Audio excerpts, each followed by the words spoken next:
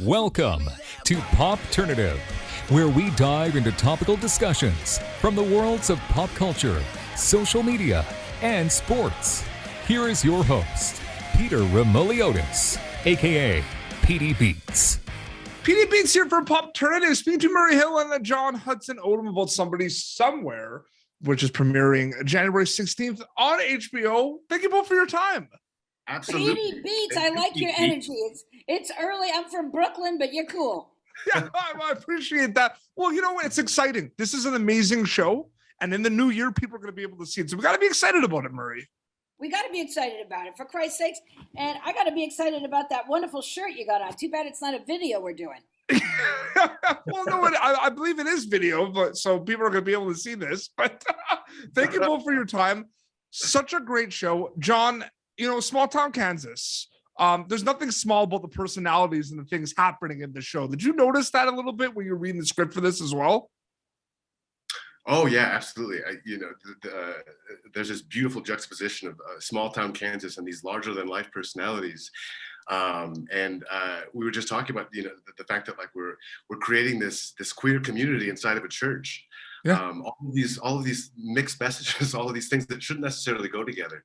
Yeah. That I think come together and tell a beautiful story. It's amazing. Now, Murray, on January 16th, people are going to meet Fred Rococo. And what an amazing character. What can you tell us about playing this character? Well, like yourself, he's got a lot of personality, Petey. You know what I'm saying? Yeah. We light up a room. And in this case, I light up a church basement. And Fred is kind of the misfit community leader. He brings everybody together and he encourages them to find their voice, whether it's singing or reading poetry or playing a bad harpsichord. Is that what it's called, harpsichord? Sure. Nobody knows. Nobody fucking knows. Yeah.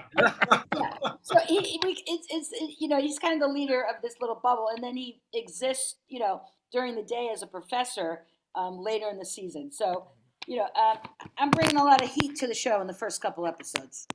But Fred is also willing to help. They're going to see it throughout the show, like willing to help, like a good friend as well. That was the takeaway I got from it too, Murray. To be honest with you.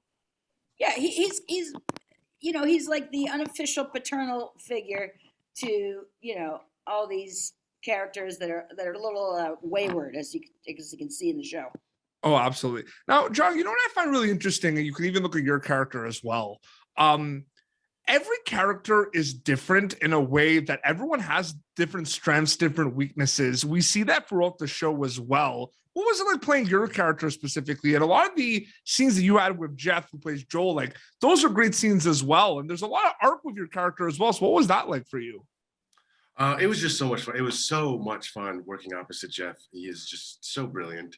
There were so many times really just trying to hold back laughter on set. Yeah, it was so much fun. I think that Michael just has a great outlook on life. He's really found his place in Kansas and is trying to grow his community even more. I think that we see his and Joel's relationship kind of take at their crossroads and kind of figuring out what the next step for them is. But it was an absolute joy to play Michael, and especially opposite Jeff.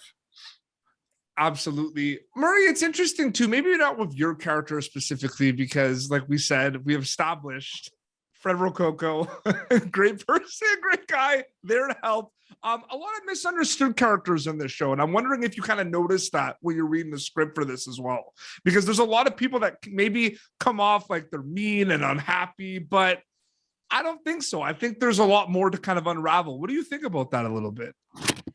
Well, the show is, loosely based on Bridget. Yep. And Bridget and I have been very close friends, I think, for 20 years. And we only got in our first fight last week.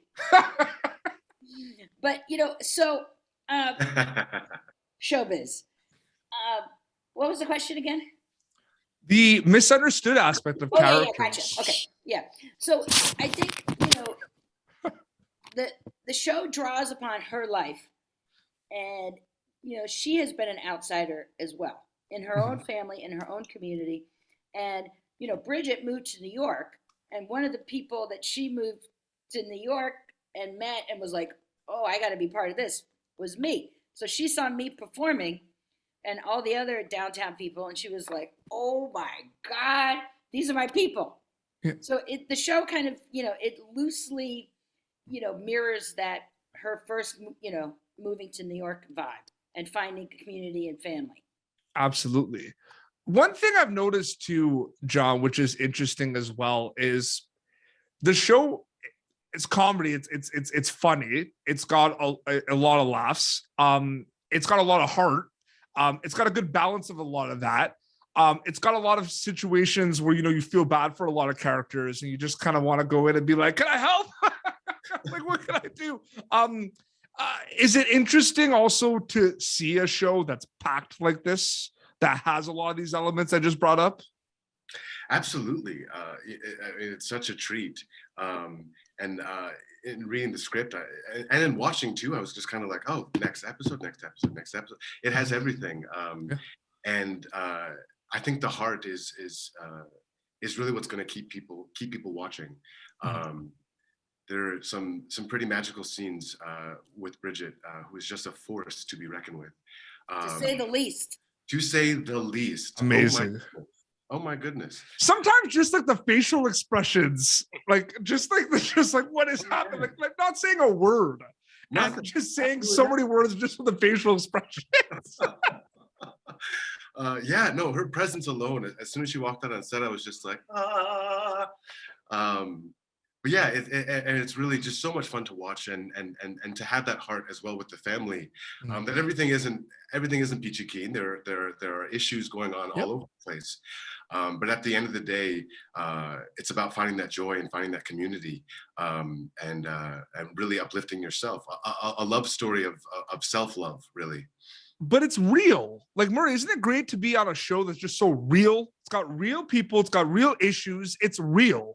You know what I mean? I was talking to Mike and Jeff, Mary, Catherine before, there's no CGI, no superheroes they were mentioning. Like, it's just a real show. Like, that's all we could say, right, Murray? Yeah, I mean, I think that's what makes it cool. It's a slice of life kind of show. Yep. And it has basic themes that everybody can relate to. It's like, finding people that you connect with, finding your voice and all that kind of stuff. And yeah, I think it's very real. And, my favorite show is Claws with Niecy Nash. And that show is so over the top and crazy. I love it. But, it's not real. Yeah. So. It's true, though. This is real. John, you can agree. This is real. This is a real show. Oh, this is real. The Real Housewives of Manhattan, Kansas. Who do you call a housewife, John? All right, I was talking about Michael. Bro. Murray, I'm curious for you, storytelling, performing. Was there a moment where you knew that was something you wanted to do? Like, was it early on? Like, when did the storytelling performing bug officially hit you? Oh, geez. Well, I like to think that I think that sometimes Murray Hill, the whole concept of Murray Hill was a survival technique and reactionary to growing up in a small conservative place. Yep. And if you make people laugh, they're not going to hurt you. Mm-hmm. So I've kind of started, and this is very young. I don't know, mm-hmm.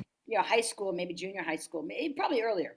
I always had this kind of spirit, and me telling jokes and reading the room, it kind of disarms everybody. Yes. And that's kind of how I've survived in life, and it just so happens I've made a career out of it. Well, you're setting me up for a fastball because I just want to ask both of you: are you both fans of the dad jokes? Do you enjoy a good dad joke? Oh, I love a good dad joke. Because you have to understand something, John and Murray. I happen to be a dad joke connoisseur. Like, I have them rapid fire. Then I expect some jokes. So did you hear about the kidnapping that happened? It's okay. He woke up. Or we used to work at that shoe factory. Remember, we quit because we were both soul destroyed. It was soul destroying. Edie, I'm doing a show tonight. I want you to send me these jokes. I'm going to do them live. There's absolutely there's a bunch, that restaurant on the moon, great food, zero atmosphere. And then I'll Instagram message you the joke about construction because I'm still working on it. So Petey, where do you live? I actually reside in Canada. I'm Canadian, but Pop Turnitive is a global outlet, big US reach, but I'm in Canada actually. Well, we're gonna hang out. When I go to Canada, we're gonna hang out, tell these jokes to each other and laugh, and everyone will be like, who are those two weirdos? I am so excited about that. Before we wrap up, I want to know more about takeaways. When people get to see the show, John, what are you hoping they get out of it? I love the show so much. I can't wait for people to see it, but I want you to dive in a little bit with takeaways a little bit, John, if you can. I think that I hope that people take away from this a desire to find what makes them happy, yep.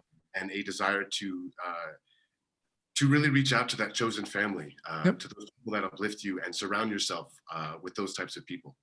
Absolutely. And Murray, very quickly for a wrap up. I think the takeaway is heart. Yes. You're just having a big heart, and how people who have a big heart that have had some struggles and challenges come together. Absolutely. Murray, John, I had a blast chatting with you both. I love this show so much. Somebody somewhere, people are going to be able to see it January 16th on HBO. Thank you both for your time. I really appreciate it. Petey, I'll see you on Instagram. I'm going to follow you.